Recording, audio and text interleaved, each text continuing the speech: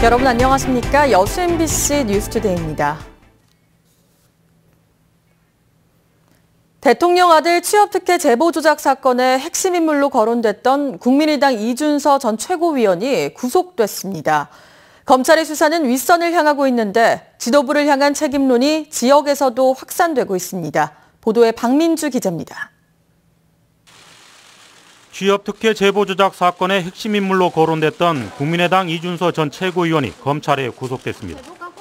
이 전 최고위원은 제보 조작 의혹과 관련해 혐의를 부인해왔지만 검찰은 이유미 씨가 조작한 제보 자료가 허위일 수 있음을 알면서도 의혹이 폭로된 것으로 보고 있습니다.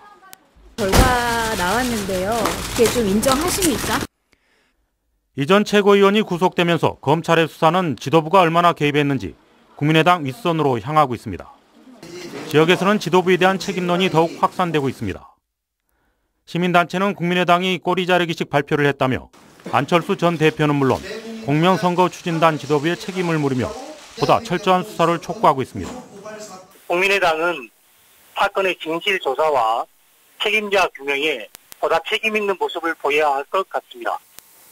국민의당은 다시 한번 국민께 진정으로 사과드린다고 밝혔지만 당의 입지가 사면 초과에 빠지면서 지역 정치권에도 파장이 적지 않습니다. 호남에서 국민의당 지지도가 급속히 떨어져 지역 정치권에 잇따른 탈당이 가시화될 수 있다는 분위기입니다. 제보 조작 관련 인물들의 잇따른 구속. 그 파장은 일파만파 지역 정가마저 뜨겁게 달구고 있습니다.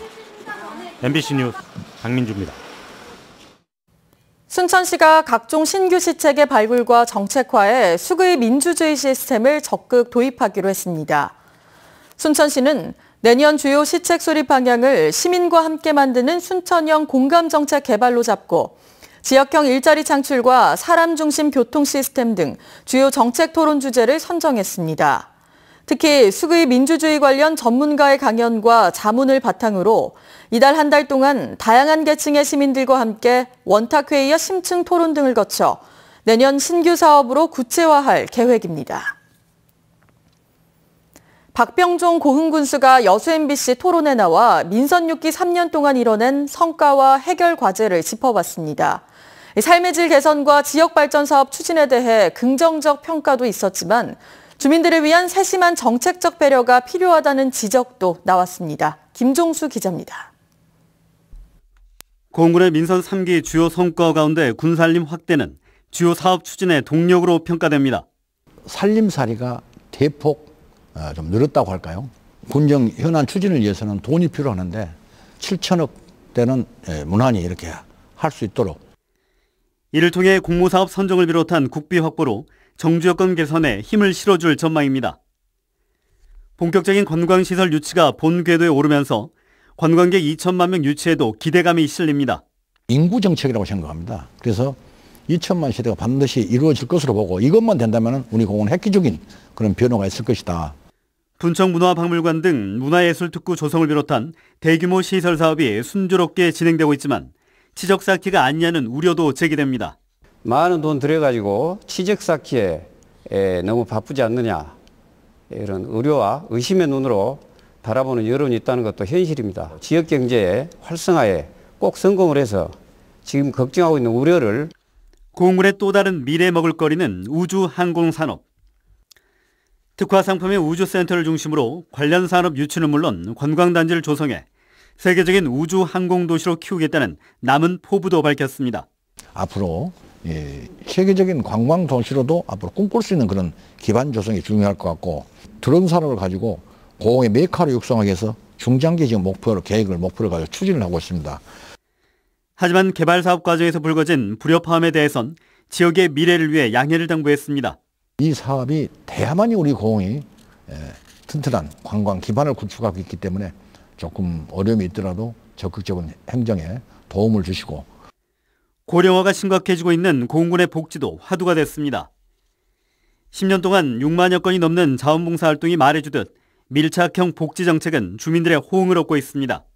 촘촘한 복지, 누구도 소외됨이 없고 빠지는 누락되는 것이 없도록 계속해서 관심을 가지고 복지 문제 해결을 하고 있고.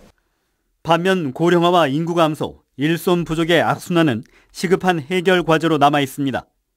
군에서 부족한 인력난을 해결할 수 있는 특단의 조치나 지원을 해주시면은 앞으로 농업 발전에 계속 지속이 될 것으로 생각을 합니다. 10여 년의 단체장 활동으로 갖게 된 정책 성과 못지않게 국민과의 소통을 통한 유종의 미가 요구되는 박병종 고흥군수. 박 군수에게 남은 1년은 공군의 앞으로 10년을 책임질 새로운 도전 과제로 남았습니다. MBC 뉴스 김종수입니다. 순천시가 규경미달 레미콘의 시공 현장을 시민과 함께 집중 점검합니다. 순천시는 관내 업체의 불량 레미콘 공급이 최근 경찰 수사 결과 사실로 밝혀짐에 따라 건축사 등 민간 전문가들과 대책반을 구성해 오는 28일부터 다음 달 10일까지 현장 점검에 나서기로 했습니다. 이번 점검 활동에서 불량 레미콘을 사용한 것으로 판명됐을 경우 품질 시험 결과를 바탕으로 구조 안전 진단을 요구하는 등 부실 여부와 안전도를 세밀하게 확인할 방침입니다. 내년 국비 예산 확보와 지역 현안 해결을 위해 광주 전남 출신 국회의원과 시도지사가 한자리에서 머리를 맞댔습니다. 초당적으로 협력하자는 다짐과 약속이 오갔지만 문재인 대통령의 공약인 한전공대 설립 문제를 놓고는 공방이 오갔습니다. 김철원 기자입니다. 윤장현 광주시장과 김갑섭 전남지사 권한대행이 지역 국회의원들을 초청해 내년도 예산 많이 확보할 수 있도록 도와달라고 하는 자리, 덕담과 다짐이 오고 갑니다. 지역기관 비례가 관계없이 초당적으로 협조해서 우리 광주 전남의 발전을 위해서 노력해 나가자. 내년도 예산으로 이어질 수 있도록 이어지기를 기대를 많이 하고 있습니다. 여러 의원님께서 많이 좀 도와주셨으면 고맙겠습니다. 하지만 문재인 대통령 공약 사업이기도 한 한전 공과대학 문제를 놓고는 서로 입장이 미묘하게 갈렸습니다. 한전 공대 같은 경우도 이걸 서로 소모전으로 서로 이거 줄다리기식으로 이렇게 해서 좋을 것이 없다 생각해서 상생을 말로만 하는 것 아니냐, 그런 절대 그렇지 않습니다. 한전 공대에 관해서는 저는 광주광역시장으로서 한전이 광주의 몫이다 말을 한 번도 해본 적이 없습니다. 지역대학과 역할이 상충되지 않도록 조심스럽게 접근해야 한다는 박지원 의원 주장에 이계호 의원이 에둘러 반박했습니다. 과연 광주과기원이 있는데 정부에서 할 것인가? 대학을 구조조정하고 있는데 과연 이것이 가능한가? 효과가 광주 전남 지역에 어떻게 하면 잘 흡수가 될 수 있도록 할 수 있을 것인지. 간담회에는 국민의당 14명, 민주당 2명, 정의당 1명씩의 국회의원들이 참석했습니다. 이른바 제보 조작 사태로 궁지에 몰려있는 국민의당 의원들은 하지만 지역 예산과 관련해서는 초당적으로 협력을 아끼지 않겠다며 한 목소리를 냈습니다. MBC 뉴스 김철원입니다. 여수시의 산단 인허가 원스톱 처리 지원이 기업으로부터 호응을 얻고 있습니다. 여수시는 지난 2015년부터 산단 지원과에 원스톱 지원팀을 운영하고 있는 가운데 지금까지 산단 내 공장 신증설과 관련한 건축 환경 분야 인허가 4,500여 건을 법정 처리 기간보다 70% 이상 단축시킨 것으로 나타났습니다. 여수시는 인허가 이후 기업의 애로사항도 함께 조사하고 개선하는 사후 관리제를 실시할 계획입니다. 30년 동안 고향 섬마을에서 자라는 모든 식물을 기록하고 있는 주민이 있습니다. 이유는 단 한 가지, 섬의 가치를 널리 알리고 싶은 마음 때문입니다. 박영훈 기자가 만나봤습니다. 오우가와 어부사시사를 지은 조선 중기 문신 윤선도의 유배지로 유명한 보길도. 주민 55살 백형인 씨는 오늘 또 카메라를 들고 집을 나섰습니다. 주업인 전복 양식 일이 없는 시간이면 산과 들은 말할 것도 없고 마을 돌담과 집들까지. 백 씨가 섬 안의 식물을 렌즈에 담기 시작한 건 20대 중반부터입니다.